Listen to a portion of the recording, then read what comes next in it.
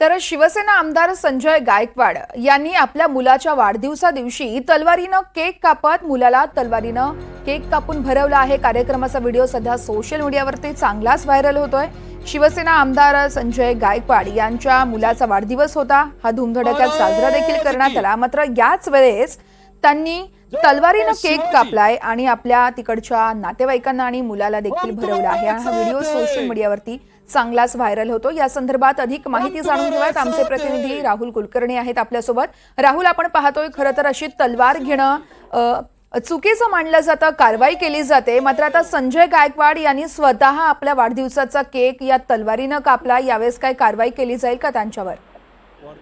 हा गुन्हा आहे। अशा पद्धतीनं तुम्ही तलवारीनं केक नाही कापू शकत। छत्रपती संभाजीनगरमध्ये अशा पद्धतीनं जेव्हा काही तरुण मुलांनी हे कृत्य केलं तेव्हा गुन्हे दाखल झालेले आहेत। पुण्यात पण तसे गुन्हे दाखल झालेले आहेत। त्यांचे चिरंजीव आहेत मृत्युंजय गायकवाड यांचा 15 ऑगस्टला वाढदिवस होता आणि वाढदिवस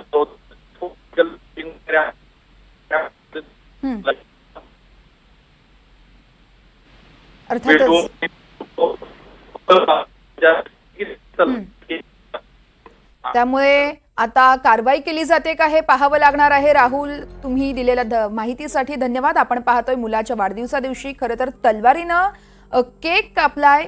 हे इतरांनी जर का केलं असतं तर त्यांच्यावरती गुन्हा दाखल केला जातो। मात्र आता संजय गायकवाड यांच्यावरती गुन्हा दाखल होणार का, काय कारवाई केली जाणार, हे पाहणं अतिशय महत्त्वाचं असणार आहे। आपल्या सर्वांना विनंती आहे की आपण आपापल्या जागेवरती या ठिकाणी बसावं। संजय गायकवाड यांनी तलवारीनं केक कापलाय आणि या केक कापतानाचा हा व्हिडिओ सोशल मीडियावरती चांगलाच व्हायरल होतोय। आमदार संजय गायकवाड यांनी भल्या मोठ्या तलवारीनं स्टेजवर केक कापलाय आणि यानंतर त्यांनी हा केक देखील भरवलाय। समाज माध्यमांवरती हा व्हिडिओ मोठ्या प्रमाणात व्हायरल होतोय।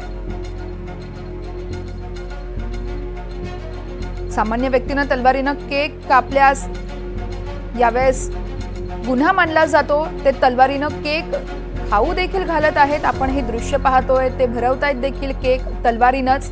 मात्र इतर जर का कोणी या ठिकाणी असतं, सोशल मीडियावरती जर का एखादा व्हिडिओ व्हायरल होत असेल इतरांचा, स्थानिक नागरिकांचा, तर त्यांच्यावर कारवाई केली जाते। मात्र आता संजय गायकवाड यांनी 2 दिवसांपूर्वी केलेल्या या प्रतापाचं अजूनही पोलिसांकडून काही कार्यवाही करण्यात आलेलीच नाहीये।